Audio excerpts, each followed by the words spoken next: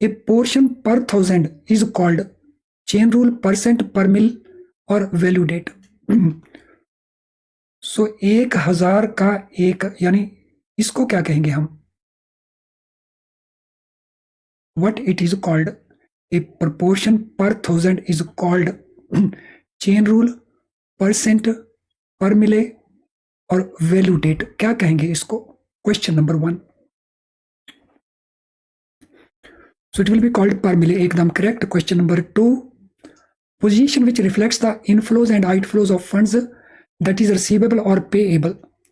वो पोजीशन जो रिफ्लेक्ट करती है इनफ्लो आउटफ्लो ऑफ फंड्स को, which may be receivable, which may be payable, तो उसको क्या कहते हैं? Currency position, foreign exchange position, funds position या स्पेकुलेशन पोजीशन। तो व्हाट इट इज कॉल्ड, क्या कहेंगे उसको? A position that reflects the inflow and outflow of funds that is receivable और पेएबल, उसको क्या कहेंगे? Currency position, foreign exchange position, funds position या स्पेकुलेशन।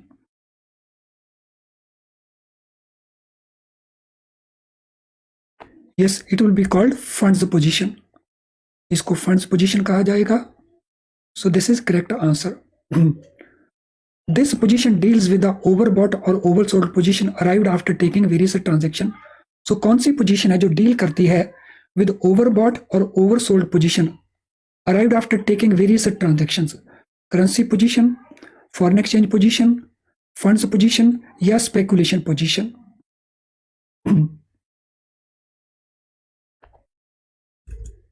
तो कौन सी वो पोजीशन है यहां पे विच डील्स विद ओवरबॉट और oversold position arrived after taking various transactions? Question number 16।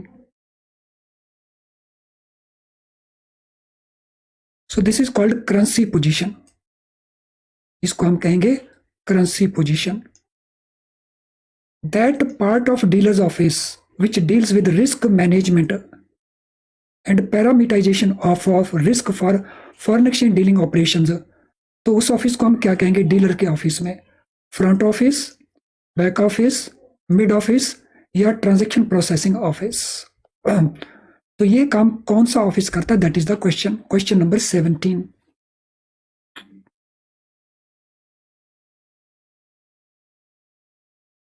So this is done by whom? So this is done by mid office, right? एकदम correct answer. Valuation of foreign exchange profits and losses by dealers is carried on the basis of, जो foreign exchange के profits हैं या losses हैं dealer के द्वारा, उसका जो वैल्यूएशन है इनमें से किस बेसिस के ऊपर किया जाता है? IBA approved accounting guidelines, FIDAI prepared uniform standard account procedures, RBI framed valuation norms for foreign exchange transactions, DGFT guidelines on valuation। किसके बेसिस के ऊपर ये किया जाता है? So this is done on the basis of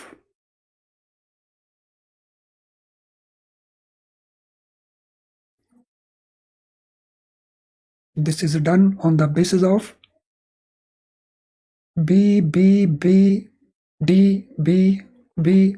So B answer ज्यादा है and that is correct also. So it is according to FIDAI prepared uniform standard account procedures. On account of sale and purchase of various currencies, there could be mismatch between assets and liabilities. उसको क्या कहा जाएगा? Liquidity risk, gap risk, exchange risk या market risk? What it will be known as? Sale purchase of various currencies, इससे mismatch होगा between assets and liabilities, उसको क्या कहेंगे? Liquidity risk, gap risk, exchange risk या मार्केट रिस्क? Question number 19।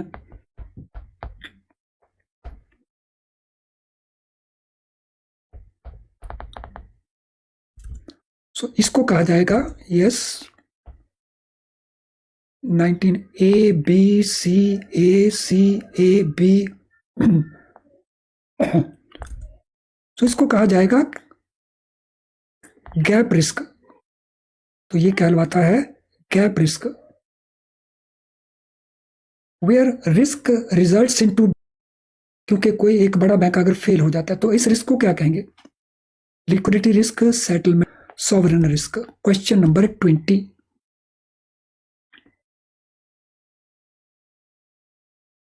तो इसको क्या कहा जाएगा? क्वेश्चन नंबर 20,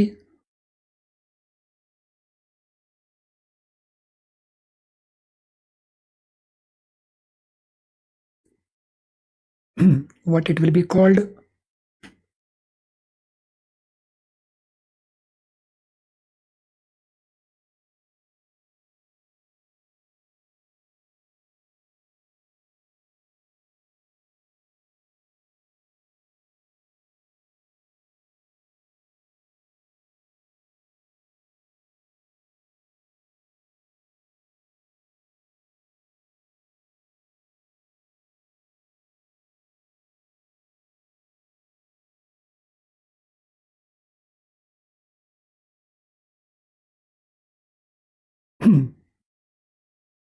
यस, सी, इसको कहेंगे सिस्टमिक रिस्क।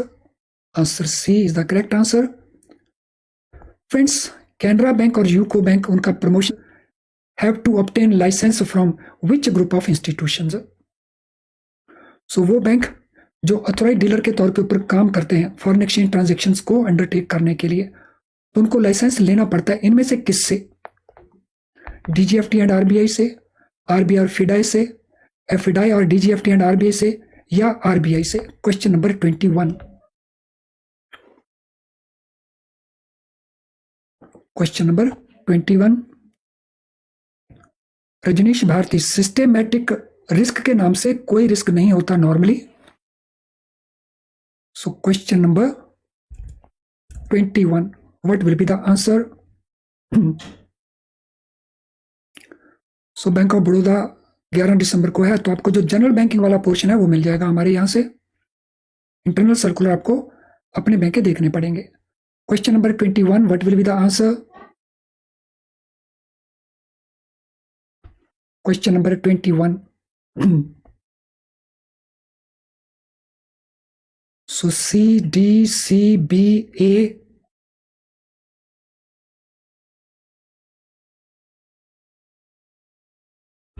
सो ये लाइसेंस लेना पड़ता है रिजर्व बैंक ऑफ इंडिया से। हमारा आंसर रहेगा आरबीआई। सो बाकी किसी से नहीं लेना पड़ता, आरबीआई से। Next question, a body that prescribes guidelines and rules for market rates, quotations etcetera in India, उसको क्या कहते हैं? आईबीए, आरबीआई, फिडाई या FIMMDA? So that prescribes rules for market rates, quotations etcetera, तो उसको इनमें से क्या कहते हैं, या इनमें से वो कौन करता है, ये भी कह सकते हैं। क्वेश्चन नंबर 22,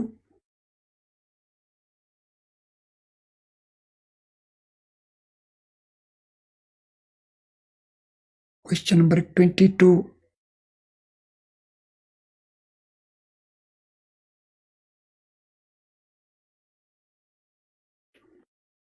सो 22 मैं आंसर वेट कर रहा हूं 22 के लिए।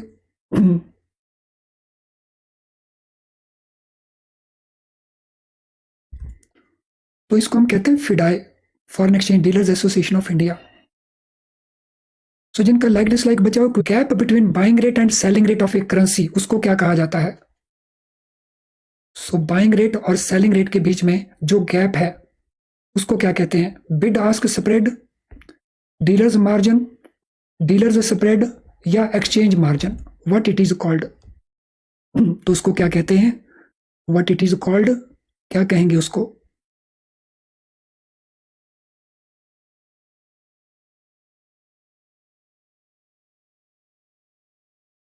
Gap between buying rate and selling rate of a currency, उसको क्या कहेंगे? Question number 1, what shall be the answer for question number 1?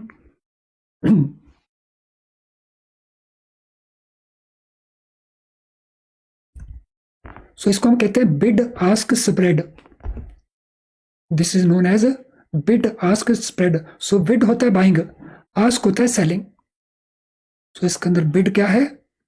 Buying rate, और आस्क क्या है? सो ask is selling rate. Next question, dollar is coated today at this rate, it was being coated at this rate for 2 months forward deal, which of the following is correct for forward? आज dollar का rate 63.90 है, but 2 months forward deal के अंदर इसको coat किया जा रहा है 63.95 के ऊपर। तो इनमें से कौन सी स्टेटमेंट आपको लगती है करेक्ट स्टेटमेंट है? Foreign currency is at a premium, foreign currency is at a discount, Indian currency is at a premium, या नन ऑफ दीज? तो क्या पिक्चर बनती है क्वेश्चन नंबर 2 के लिए?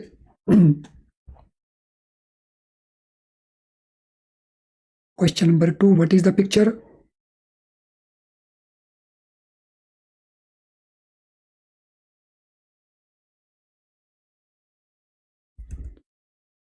सो यहाँ पे फॉरेन करेंसी प्रीमियम में है, तो it will be foreign currency at a premium. तो answer A is the correct answer. Purchase transaction by banks in the context of foreign exchange means. So बैंकों में जब परचेज ट्रांजेक्शन हम conduct करते हैं तो इनमें से उसका क्या मीनिंग है? Converting dollars into rupees, converting any foreign currency into rupees, converting rupees into foreign currency, converting rupees into pounds, या none of these? So purchase transaction by banks in the context of foreign exchange, तो उसका meaning क्या होगा?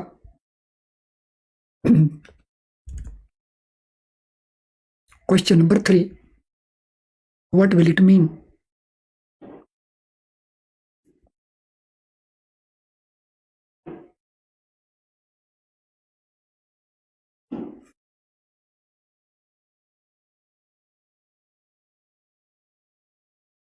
Question number 3, इसका meaning क्या होगा? कई student number नहीं देते क्वेश्चंस का, जिससे पता नहीं चल पाता कि वो किस क्वेश्चन का आंसर दे रहे हैं। तो ये परचेज ट्रांजैक्शन हम कहते हैं, तो इसका मीनिंग है कि हम फॉरेन करेंसी को इनटू इंडियन करेंसी कन्वर्ट कर रहे हैं, और ये कोई भी फॉरेन करेंसी हो सकती है, not necessarily dollars. So answer B is the correct answer. Question number 4, in a foreign currency transaction which of the following is the basic buying rate? इनमें बेसिक बाइंग रेट कौन सा है? Bills buying rate, TT buying rate, direct rate, indirect rate, या A and B?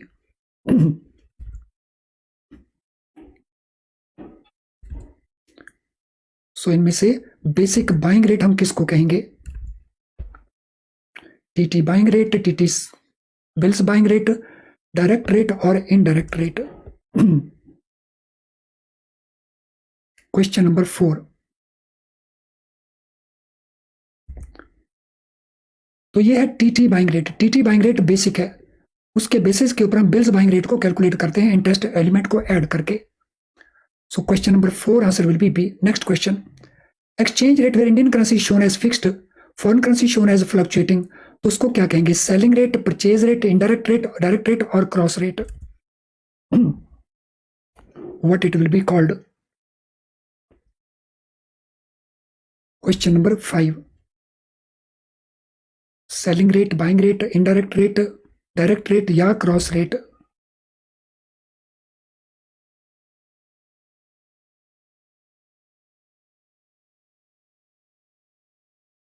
Question number 5,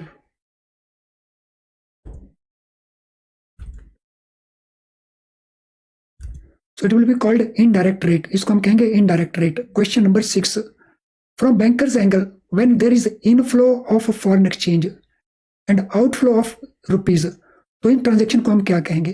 purchase, remittance, cell, ए और B above, या A and सी?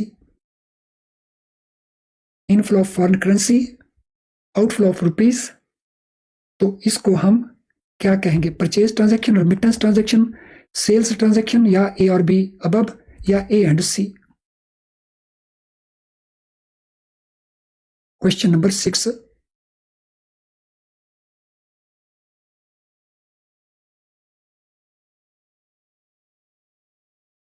सो कौन सी transaction कहा जाएगा इसको? Question number 6,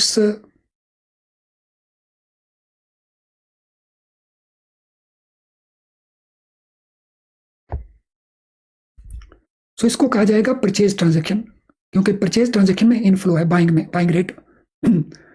which of the following rate is favourable to the customer when he is to purchase traveller cheques? तो customer को कौन सा रेट फेवरेबल माना जाएगा इनमें? Bills selling, TT selling, direct rate, indirect rate, या एनी ऑफ द अबव? तो customer के लिए सबसे फेवरेबल इनमें कौन सा माना जाएगा? Question number 7,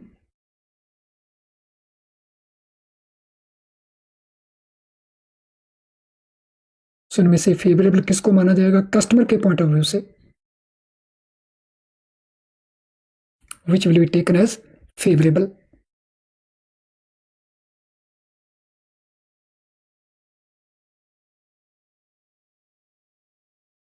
question number 7,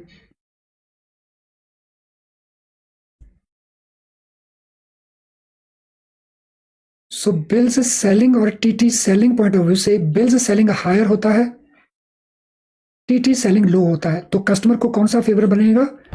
TT selling favourable बन जाएगा कस्टमर के लिए। तो कस्टमर के लिए TT selling, that will be the rate. Next question, when foreign currency is purchased or sold and units of foreign currency remain constant while home currency unit very करते हैं, तो ऐसे रेट्स को हम क्या कहते हैं? फॉरवर्ड, डायरेक्ट, क्रॉस, इनडायरेक्ट और स्पॉट। क्या कहेंगे इसको?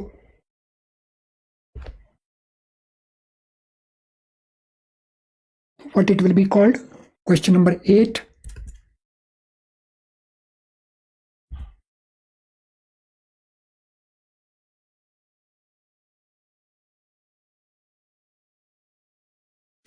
Yes very easy, it will be called direct rate. तो एक न्यूमेरिकल क्वेश्चन है,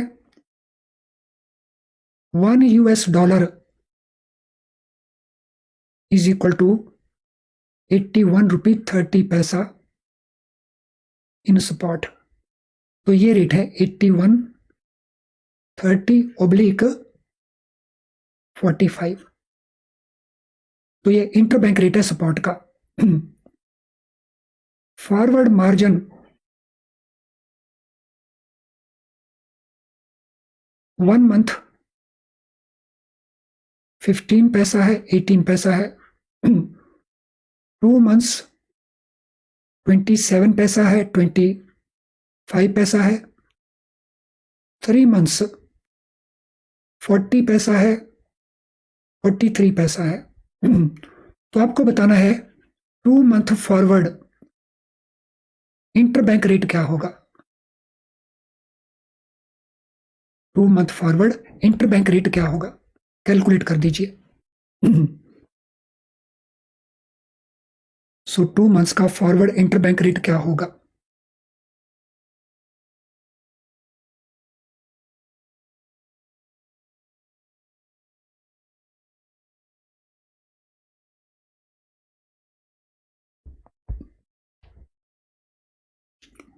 सो सप्ली क्वेश्चन है, कैलकुलेशन का क्वेश्चन है।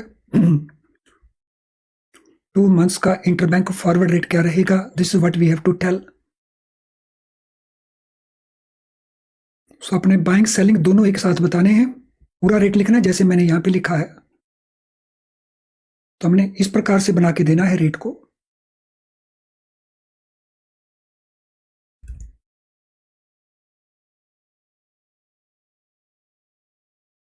सो जैसे यहां पे रेखा ने बना के दिया है, राउत ने बना के दिया है, धीरज ने भी लिखा है,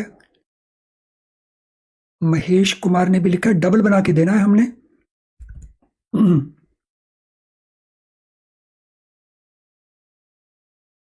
तो ये हमारे पास फॉरवर्ड मार्जिन है, और जैसा हम यहां पे नोट कर रहे हैं, फॉरवर्ड मार्जिन डिस्काउंट में है। अगर डिस्काउंट में होगा तो फिर ये माइनस होगा। तो आई थिंक ये रेट बन जाएगा 81.03 एंड 20, 81.03/20 ये रेट बन जाएगा 2 मंथ्स इंटरबैंक फॉरवर्ड। इसी केस के अंदर 3 मंथ्स की कैलकुलेशन बता दीजिए क्या रहेगी। सो 3 मंथ्स फॉरवर्ड इंटरबैंक रेट क्या बनेगा वो बता दीजिए। 3 मंथ्स फॉरवर्ड इंटरबैंक रेट क्या रहेगा?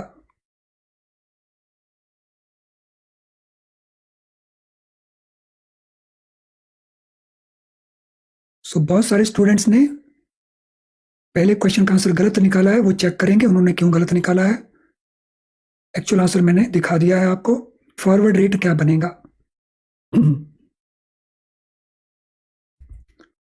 तो 3 मंथ्स के केस में हमारे पास यहां पे प्रीमियम है,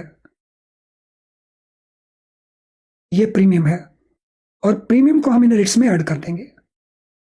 तो उस केस में जो हमारा रेट बनेगा, 8130 में 40 ऐड किए तो 8170 ऑब्लिक 45 में 43 ऐड किए तो इट बिकम्स 88। तो ये रेट बन जाएगा 8170 oblique 88। Next question, popular derivative used in foreign exchange market include. जो पॉपुलर डेरिवेटिव इंस्ट्रूमेंट है फॉरेन एक्सचेंज मार्केट में, उनमें फॉरवर्ड कॉन्ट्रैक्ट्स हैं, ऑप्शंस हैं, स्वैप्स हैं, फॉरवर्ड रेट एग्रीमेंट्स हैं, फ्यूचर्स हैं। इनमें से कौन से इंक्लूड होंगे ये आपको बताना है। So which of these will be included.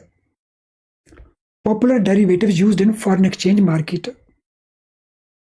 तो यहां पे 5 बताए हुए हैं आपको, इनमें से किन किन को इंक्लूड किया जाएगा। So that is the question. Derivative instruments,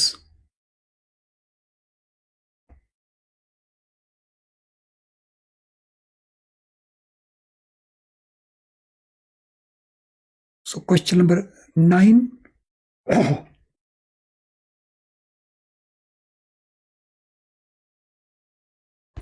yes ये सारे के सारे ही डेरिवेटिव इंस्ट्रूमेंट्स हैं फॉरेन मार्केट में, तो हमारा आंसर बन जाएगा डी।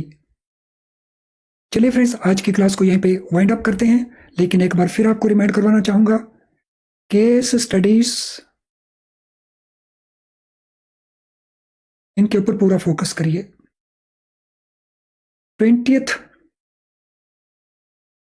नवंबर